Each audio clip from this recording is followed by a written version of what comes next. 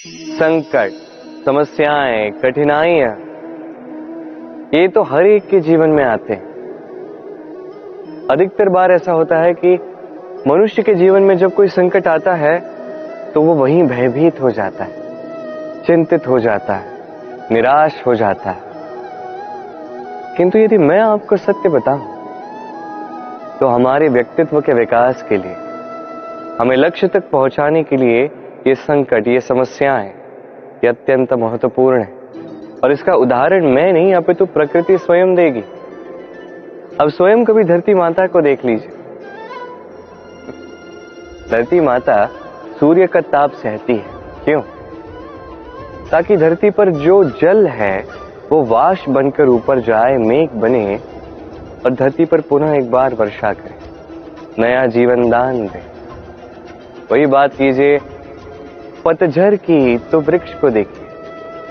पतझड़ की इस ऋतु में सारे पत्ते झड़ जाते हैं, तत्पश्चात उस वृक्ष पे होता है नवनिर्माण, नए पत्ते आते हैं, वो वृक्ष पुनः खिल उठता है, लहलहा उठता है। ऐसी आपके जीवन में संकट, कठिनाइयां, समस्याएं ये तो आते ही रहेंगे। आपको इससे भयभीत नहीं होना है, पीछे नहीं हटना है, निराश नहीं होना है, अपितु डटकर साहस के साथ उसका सामना करना। ये करना आप सीख जाएंगे तो आप स्वयं देखेंगे कि यही संकट, यही समस्याएं, यही कठिनाइयां आपको बल प्रदान करें। आइए और मेरे साथ प्रेम से कहिए राधे राधे। जब हम जीवन में अपने लक्ष्य की ओर अग्रसर होते हैं तो कई सारे लोग हमें सलाह देते हैं कि आप ये कीजिए, आपको वो करना चाहिए, आपको उस आदर्श व्यक्ति की भांति उस मार्ग पे चलना चाहिए। हमें अच्छा लगता है, हम उसका अनुसरण करने लगते हैं, क्योंकि उस मार्ग पे 1 अथवा 10 लोग चल के अपने लक्ष्य को प्राप्त कर चुके हैं। अब उन लोगों को उस मार्ग पे चल के लक्ष्य की प्राप्ति हुई, क्या इसका अर्थ ये भी है कि हमें भी अवश्य होगी? आवश्यक नहीं। मैं आपसे सरल सा प्रश्न पूछता, क्या वो आदर्श व्यक्ति आप हैं? नहीं, वो व्यक्ति कोई और है, जिसकी अपनी सोच है, अपनी विचारधारा है, अपने कर्म है, अपने अनुभव है, अपने गुण, अपने अवगुण है, उनकी अपनी एक यात्रा है, अपना लक्ष्य है। वो आप नहीं। बात की जाए यदि आपकी, तो आपके विषय में सबसे अधिक कौन जानता है? आपकी यात्रा, आपके लक्ष्य के विषय में, आपकी सोच, आपकी विचारधारा, आपके कर्म के विषय में, आपकी कामना के विषय में, आपके अनुभवों के विषय में, इन सब के विषय में सबसे अधिक यदि कोई जानता है तो वो है स्वयं आप। तो अपने जीवन में किस मार्ग को चुनना है और कैसे आगे बढ़ना है, ये चयन भी श्रेष्ठ होगा यदि आप ही के हाथ में हो। आप अपने जीवन का आकलन कीजिए, समझिए और अपने लक्ष्य को जाकर प्राप्त कर लीजिए। कुछ इस प्रकार उदाहरण इस संसार के समक्ष प्रस्तुत कीजिए कि भीड़ आपके मार्ग पर चलने के लिए आतुर हो जाए।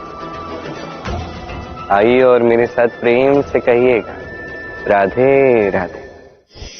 कभी जब भवंडर आता है, आंधी तूफान आता है, तब देखिए ये कितना बड़ा स्वर करता है, कितना बड़ा नाद करता है, विध्वंस मचा देता है।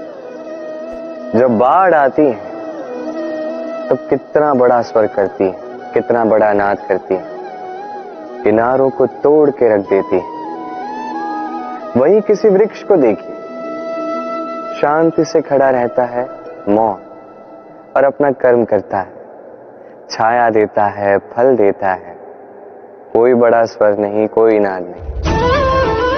नदी की बात की जाए तो नदी जो बहती है, खेतों को सींचती है, वनस्पतियों को प्राण देती है, हमें पीने के लिए जल देती है, इतना महान कार्य करती है, कोई बड़ा स्वर नहीं, कोई बड़ा नाद नहीं। ये सीख है। इस संसार में जो भी महान कार्य करते हैं मौन होकर अपना कर्म करते जाते हैं, क्योंकि उन्हें पता है महत्व स्वर का नहीं कर्म का। और जो रुद्र का साथ देते हैं, नाद करते हैं, वो केवल विध्वंस मचाते हैं। आप मौन रहकर कर्म करते करते महान बनना चाहते हैं या रुद्र का साथ देकर केवल विध्वंस मचाना चाहते हैं? निर्णय आपका है। आइए और मेरे साथ प्रेम से कहिएगा, राधे राधे।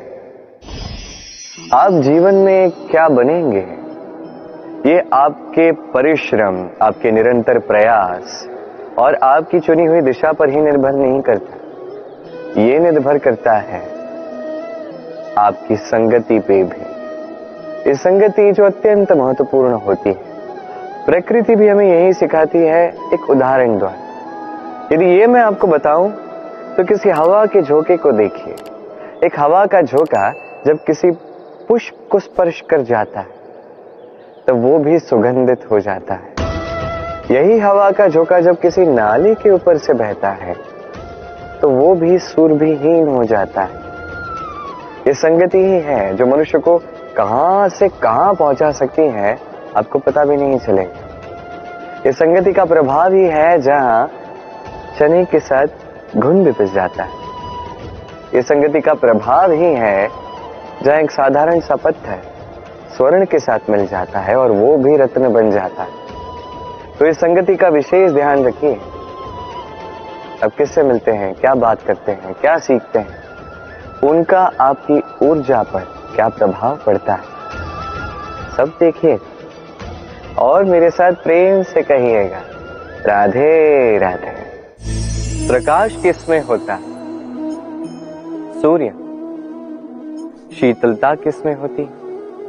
चंद्रमा।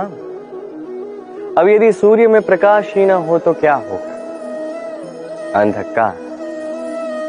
यदि चंद्रमा में शीतलता ही ना हो तो क्या होगा?